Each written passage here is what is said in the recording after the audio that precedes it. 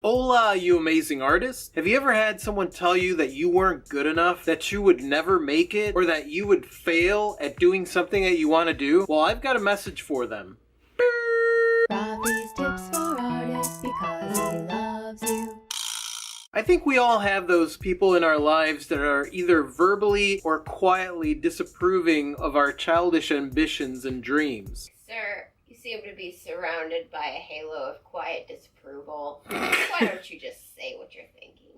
According to them, you're just engaging in drawing little pictures or playing your little instruments, filming your little YouTube videos with your friends. You just playing around and not really contributing to society. For other naysayers, the chances in succeeding at something creative is so bleak that they just can't see it happening. Others still just think that being creative is just a childish thing and that's stupid and you should just stop by getting a real job. Get your head out of the clouds. For a moment, I want you to forget them all. Just forget all the naysayers and come with me on a journey to failure. Wait, what? I thought you were gonna say some motivating shit, Rafi. What is this whole failure thing? We don't discuss failure here in the creative community.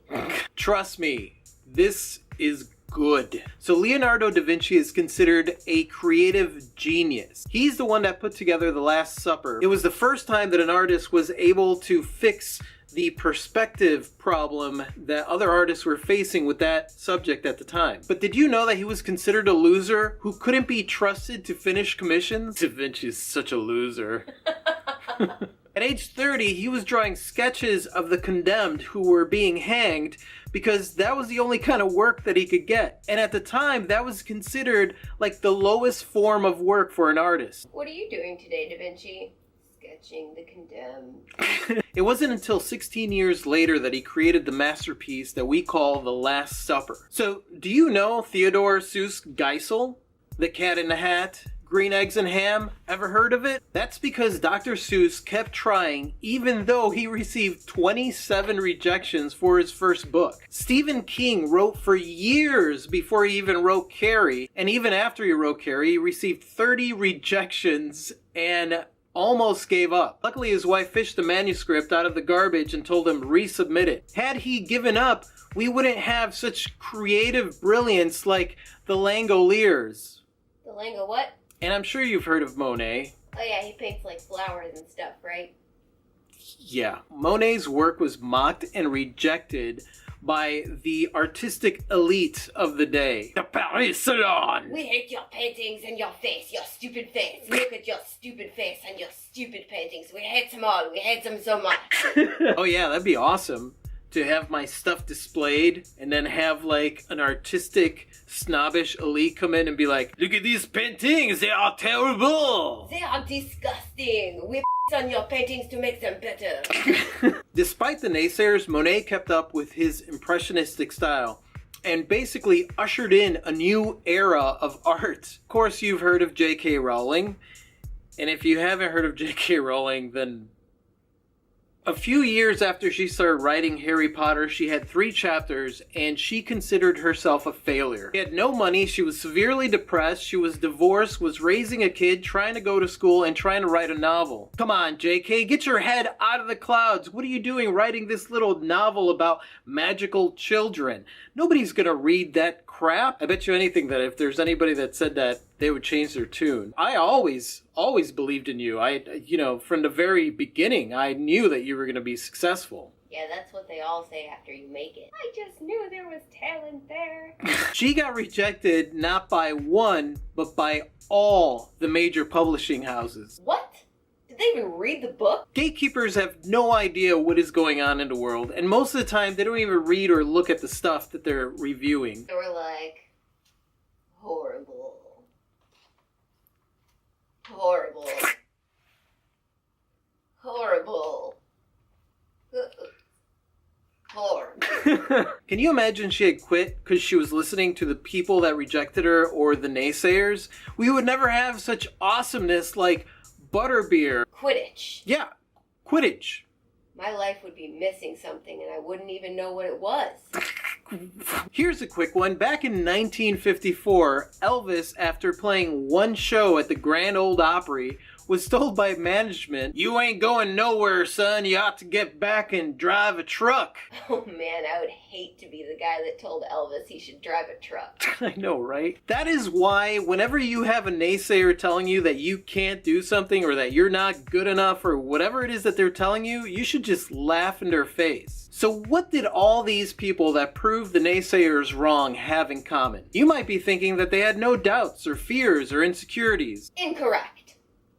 Yeah, they had doubts, fears, and insecurities. On the surface, people that become successful at something seem like they're confident, but they have the same doubts, the same fears, and the same insecurities that we all do. They just handle it differently. Self-doubt is utterly paralyzing to anybody that's creative, and it also gives a lot more power to the naysayers. Basically, whenever you're creating something and you're like, "Oh, that's crap," then immediately afterwards you turn it into, "I'm crap." Just because something that you're creating is crap doesn't mean that you're crap. It just means that you're not there yet with it. Because if you're feeling like crap, then the moment that somebody gives you some negative talk, you're going to buy into it. See, the thing is that the biggest regret that you could have in life is not the things that you've done, but the things that you failed to do. And for a lot of creative people, fear of failure stops them from even trying in the first place. And when the naysayers come in and they tell you that you're going to fail, that just sparks that fear and makes it bigger. And it gives them much more control over what you're doing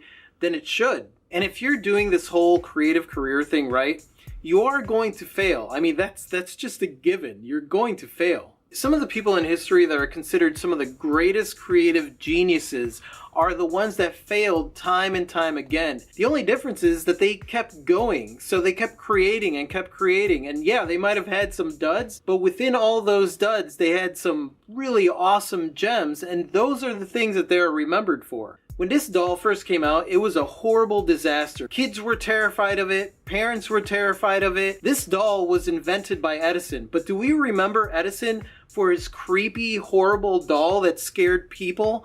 No, we remember Edison for the light bulb. And that's the thing. Fear of failure is because you're afraid that you're going to have some bad ideas. And the fact is, you, creative genius, are going to have bad ideas. If you have any doubt about that, take a look at some of these. This is Oh, that looks dangerous and sort of inconvenient. How do you work around the fan? Maybe in a cage that is sitting outside your window. Cool off your baby. From 3 stories up. Yeah, because that's where we want to keep our babies. Oh, this is actually cool. I want light up tires for our truck. Yeah, where can we get those? And this is actually a robot that answers your phone, I think. It's like the visual embodiment of voicemail. I would actually use this robot to like beat bad guys. I'm a bludgeoning robot, bludgeoning robot. Imagine if that could answer the door too. God, the thing is horrifying. Girl Scout, This was a beauty bag that's attached to vacuums for some... Oh. That's horrible.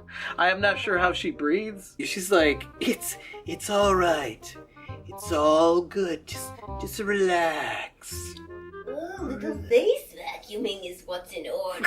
As a creative genius, you are definitely going to have some bad ideas. And that's okay. Some of the greatest musicians and artists and just creators were the ones that jumped on every idea that they had and just went out there and tried it. So generate more ideas and just do them. The worst that'll happen is that it doesn't work. And then you just move on to the next idea. Basically what I'm trying to say is that next time a naysayer comes up to you and says, "Oh, you're gonna fail." Yeah, you're right. I'm probably gonna fail. But you know what sets you and I apart from each other? I may fail, but I'm gonna keep going and going and going and going and going, and I'm just not gonna stop until I get to the place that I want to get to. So that's what sets us apart. So thanks for the advice. Then you drop the mic. Yeah. Wait, do I have a mic? I broke the mic. And that's it. That's all I have for you today. Hey, if you guys like this video, leave me a thumbs up and let me know in the comments if this was helpful at all. hope it was. And thank you so much, you guys. You guys are absolutely freaking amazing. I totally adore you. And if you like this video and you'd like to see more like this, click over here to subscribe. If you want to watch our last video, you click right over here. And thank you so much, you guys. Say goodbye, Klee. Good day. Adios. Total awesomeness.